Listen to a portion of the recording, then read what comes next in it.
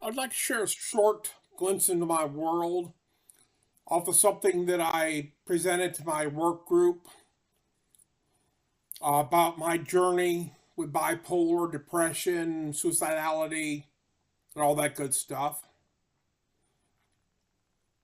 As y'all already know, I have a history, but more importantly, I have a future. I've lived with depression and suicidality as long as I can remember. As a kid, I dealt with emotional baggage of bedwetting until I was 16 and generally hated myself. I struggled in school, more to boredom and self loathing than a lack of aptitude. My first concrete suicide attempt came when I was about 13 or 14. I survived it, obviously, but the desire to not be alive never left me. When I was 16, I started dating Cindy, my later wife. During this time, I first found myself feeling like there was a chance for a future. Unfortunately, when I was in my mid 20s, the suicidality returned, along with a decided antisocial side of me.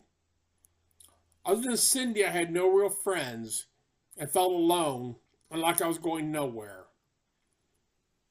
When I was around 30, we moved from Muncie, Pennsylvania to just outside of Charleston, South Carolina. A few years later, I went back to college and became an attorney. I thought I had found myself. In reality, I had lost myself down a deep hole.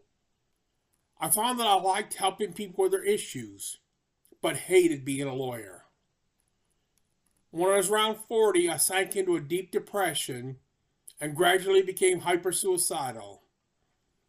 I wrote a long, rambling suicide note and gave God a timeline that He had either fixed my life or I was taking myself out of it. When the day came, I took a rifle out into the woods with no intention of ever coming out. Long story short, I survived, but began my journey in the land of the mentally ill. Over the next few years, I was in and out of the behavioral health unit 7 times. I had a course of ECT, electroconvulsive therapy, shock therapy. Think One Flew Over the Cuckoo's Nest without the torture. After a while, I didn't get better, but I became better able to mask myself, and no one knew how suicidal I was. After a few more years of this, I came to the realization that I was not supposed to die, but that I needed to live. But why? I gradually learned to live again, and that there was a chance for life beyond bipolar. I was on a cocktail of meds that kept me alive, and I had excellent mental health care. I can't say enough about the need to find providers that genuinely cared about me.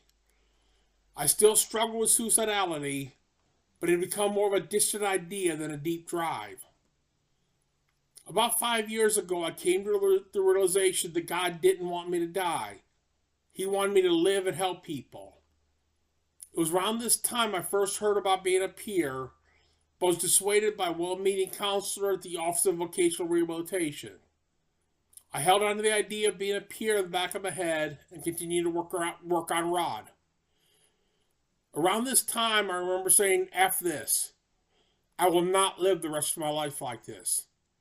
I decided to start trying to live again. I took a job with an organization called CMSU at their Decision Support Center as a peer. I enjoyed the work. But like a dummy, I left for what I thought was a better job. Closer to home, better money. I'd find a decent job, selling liquor of all things at the state store, and did well in the job. I also became more involved in my church and started feeling like there may be a future for me.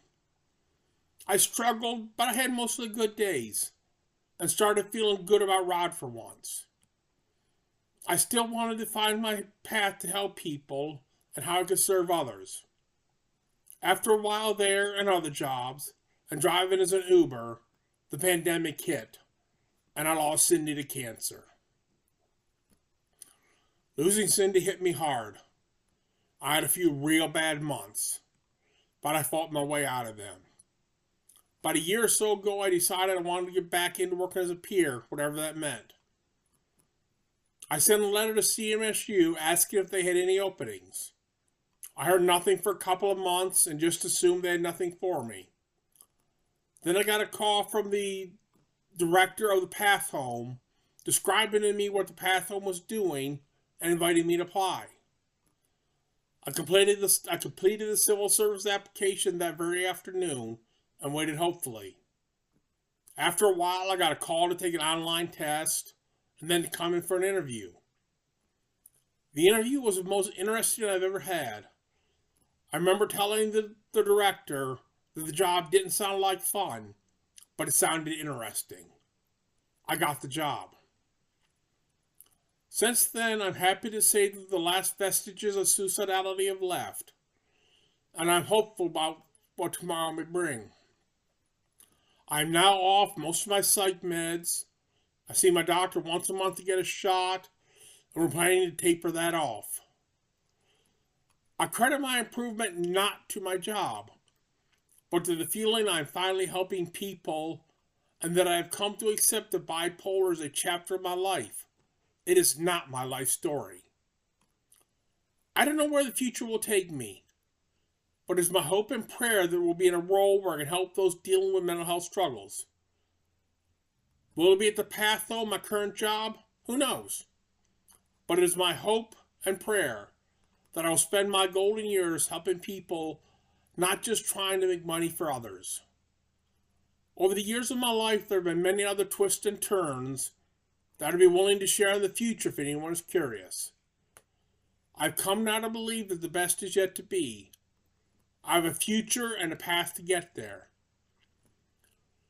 And perhaps most importantly for me, for the first time in my life, I like Rod. Thank you.